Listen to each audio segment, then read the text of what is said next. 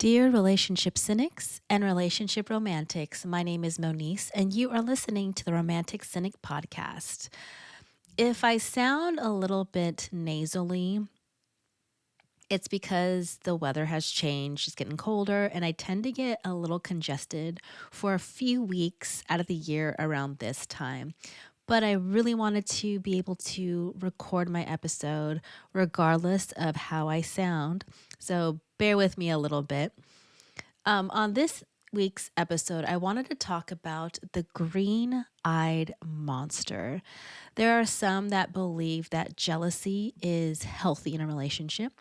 And of course, on the other side of the spectrum, there are people that believe that jealousy shouldn't exist in a relationship. So I hope you join me on this week's episode where we might mix in some laughter, maybe some tears, romance, and of course, some cynicism. Welcome to episode 16.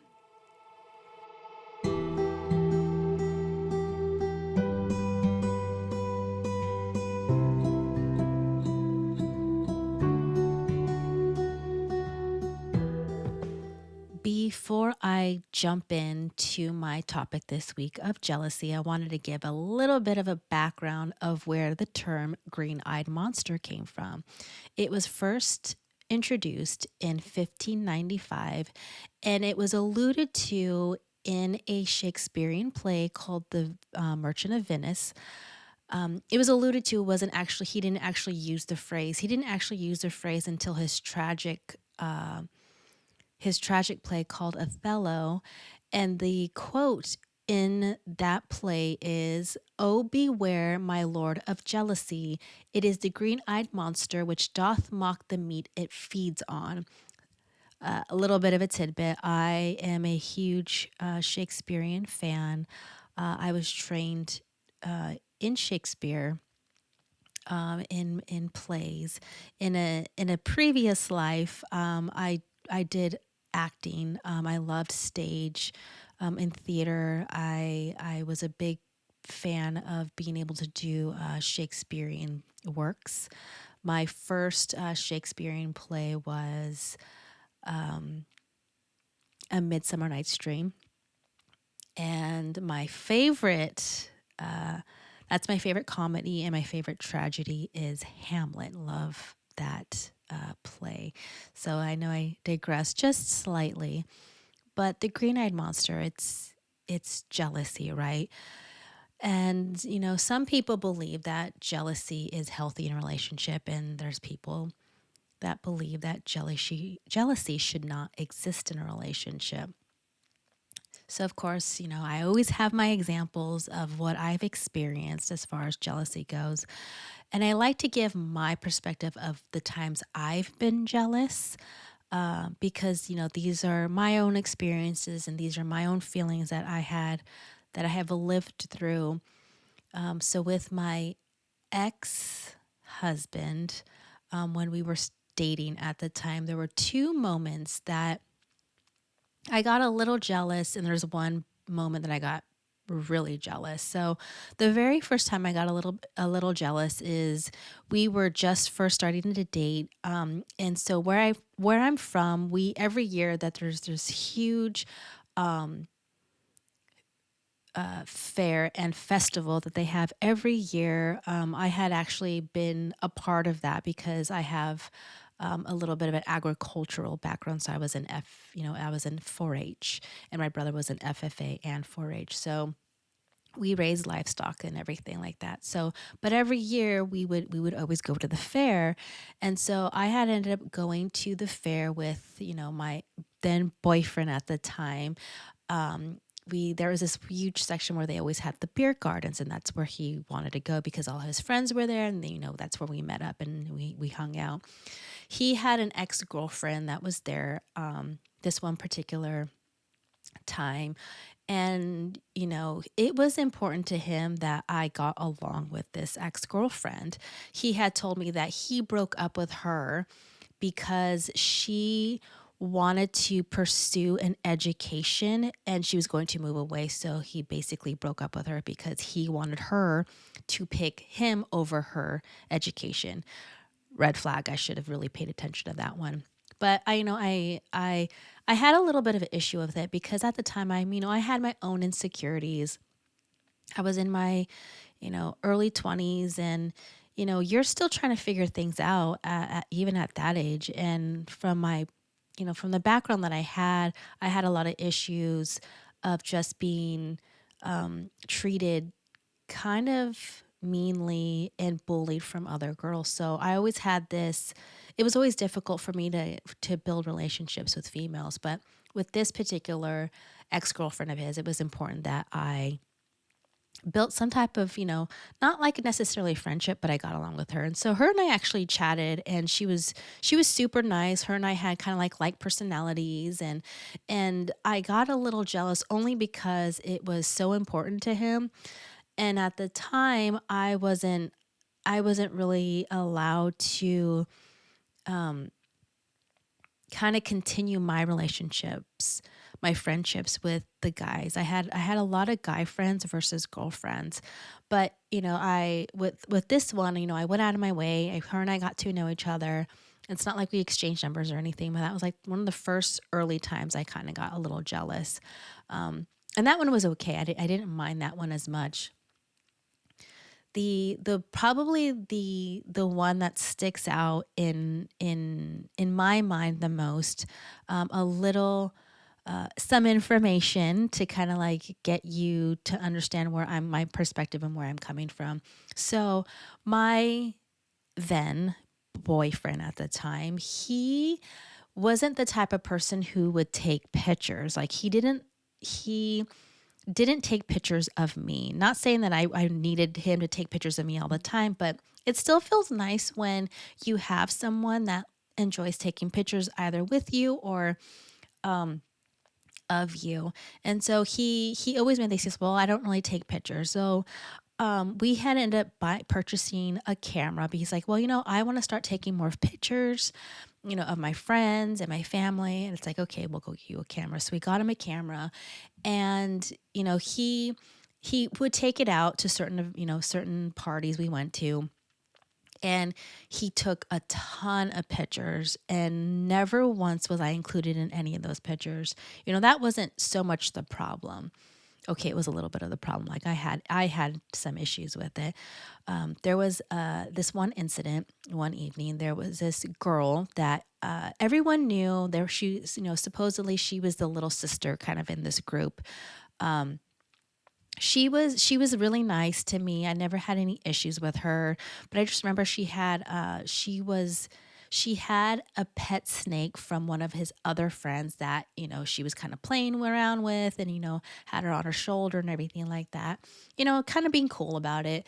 And I just remember my ex just taking a ton of pictures of her.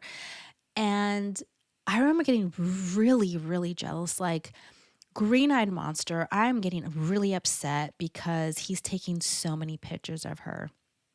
And not once the entire evening did he take a picture of me. So I remember being in the garage with him, and I told him, I said, I'm not comfortable with you taking so many pictures of this girl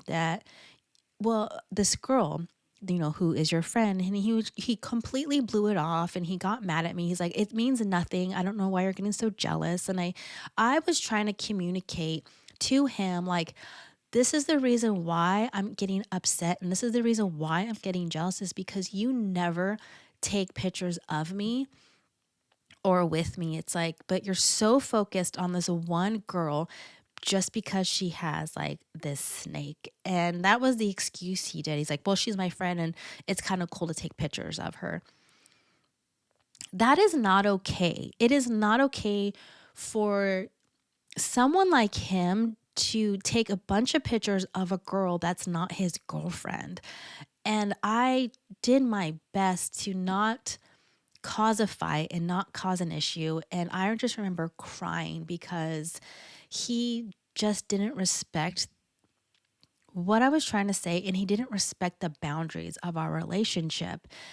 And it made me feel horrible. It made me feel like I was lacking as a person. It made me feel as if I wasn't enough. Like that is a big thing in my previous relationship. I always felt like I was never enough and that I was never good enough. And so that's how he made me feel throughout the relationship. And he always just made me feel like I was being silly or I was being dumb or I was being ridiculous. And with me, I try to communicate as best I can, but you get to a point, those of us that have experienced that, you just get to a point where you just get tired and you've had enough and you start yelling at each other. I remember, never a proud moment, but I remember, like I can be pretty loud when I get really, really angry.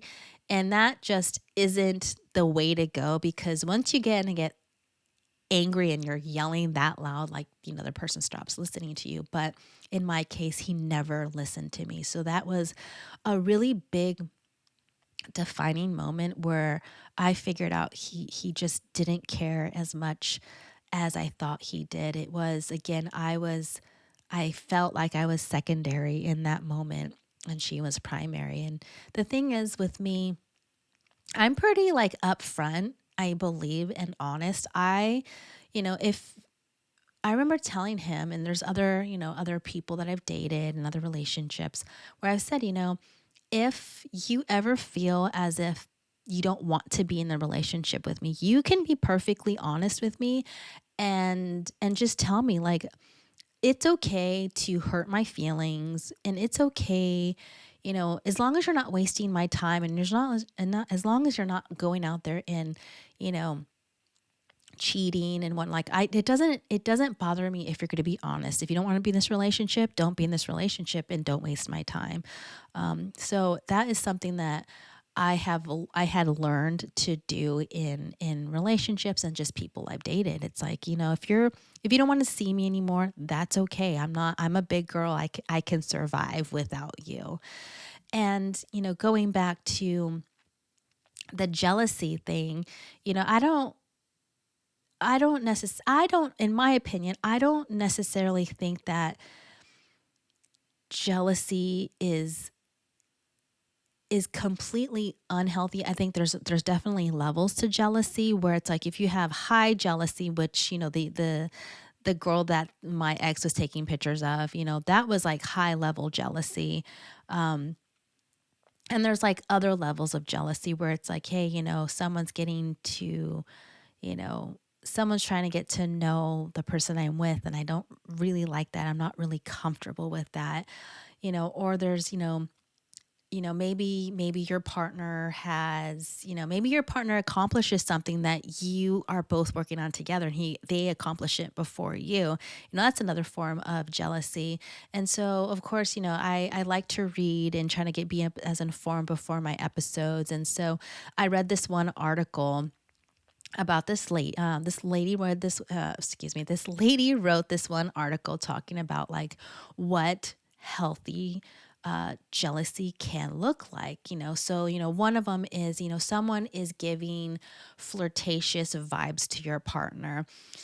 You could be at a party and or out someplace, and this one person walks up to your partner and they start chatting with you, and they ignore you, completely ignore you. And they just give you they just give the vibes of flirtatious vibes.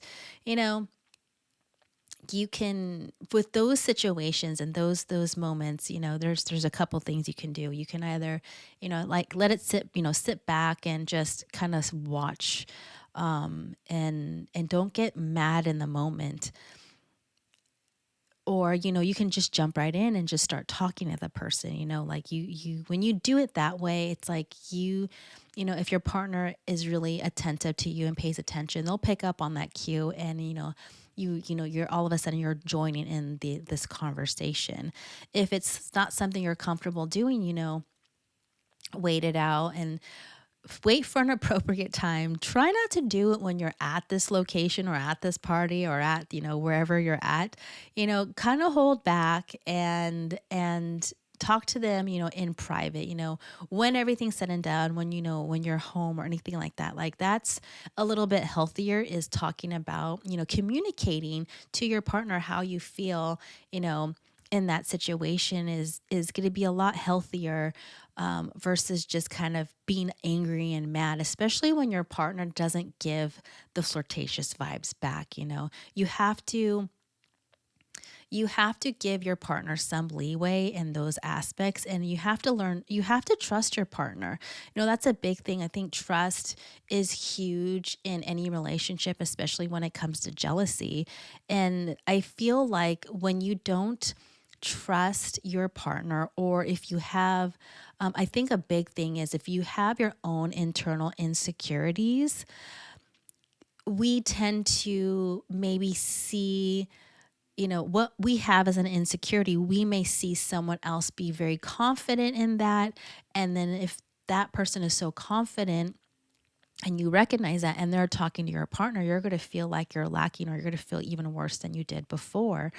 And so it's always really good to pay attention, in those, and to pay attention to how you're feeling internally, and then be able to communicate that, effectively to your partner.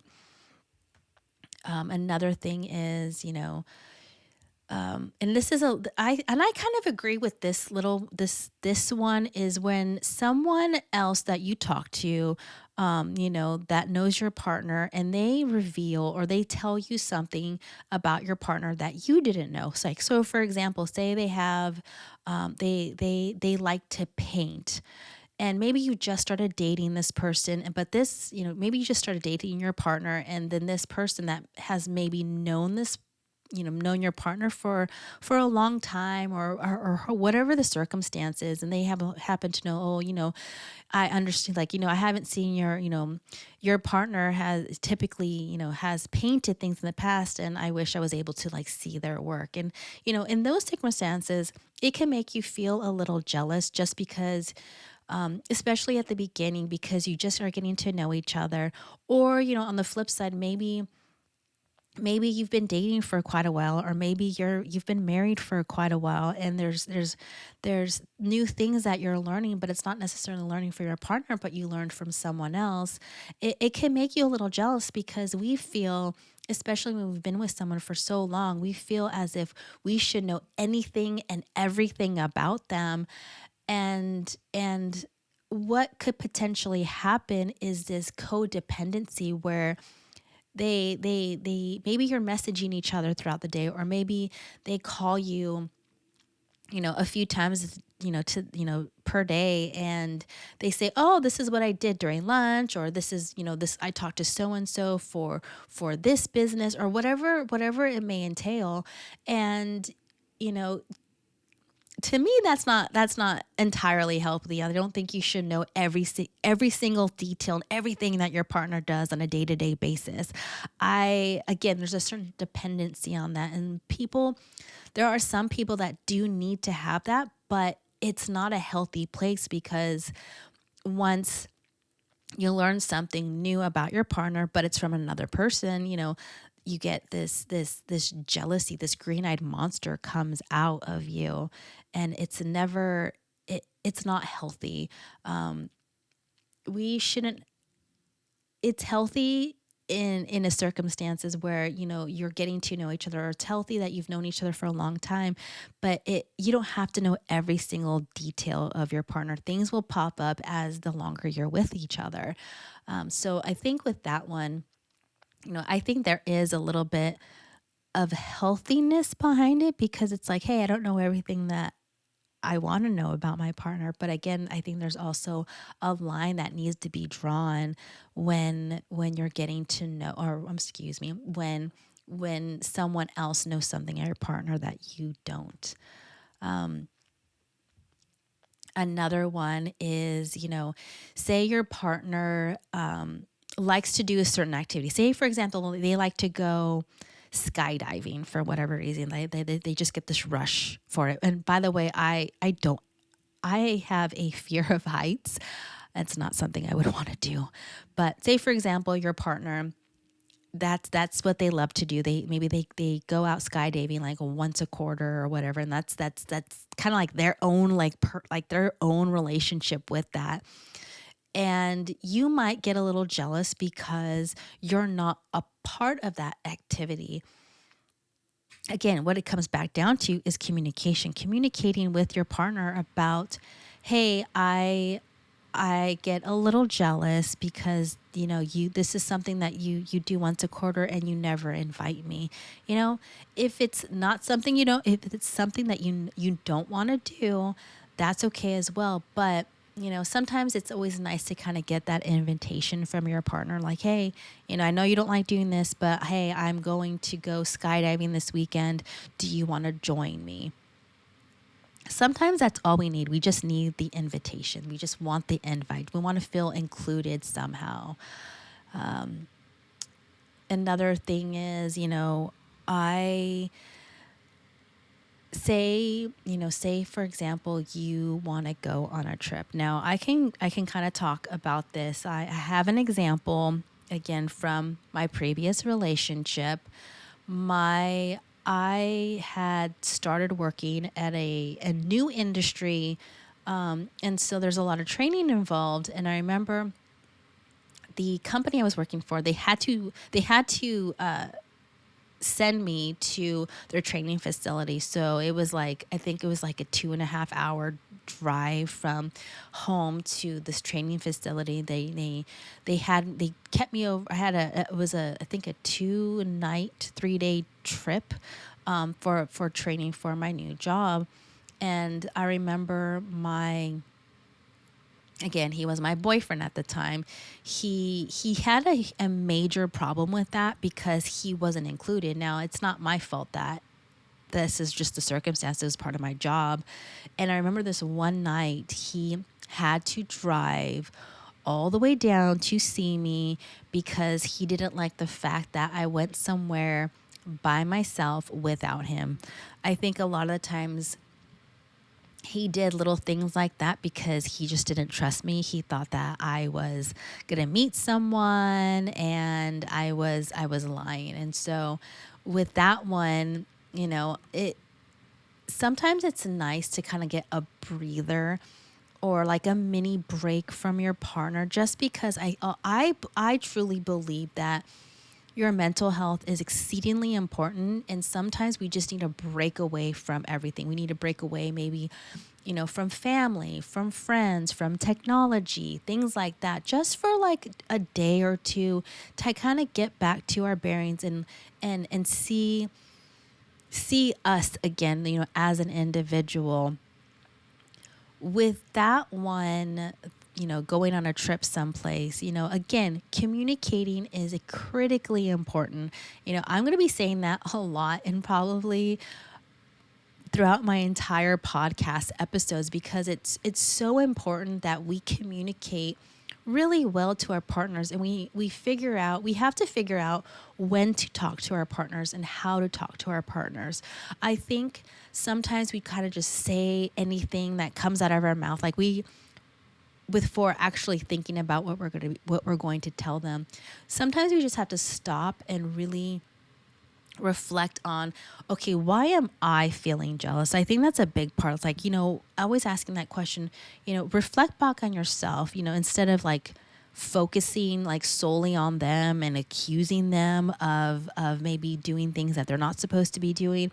You really have to go back and self-reflect a lot of why you're feeling the way you are. And, if you need help, like write it down and just kind of like map it out. The last thing you want to do is really, attack your partner, in I guess I can call her the snake girl. The snake girl, in that particular episode in my previous relationship, I picked the most inopportune time to have that conversation with him. But, and again, it goes back to like, it was in my early 20s, I'm still trying to figure out who I am as a person. And so it wasn't the most opportune moment because, people, once we kind of got back into the garage, people you can feel the tension in the room. So communicating with your partner and figuring out why you are feeling the way you feel. Now, you're going to hear this topic a lot of gaslighting, and narcissists gaslighting their partners.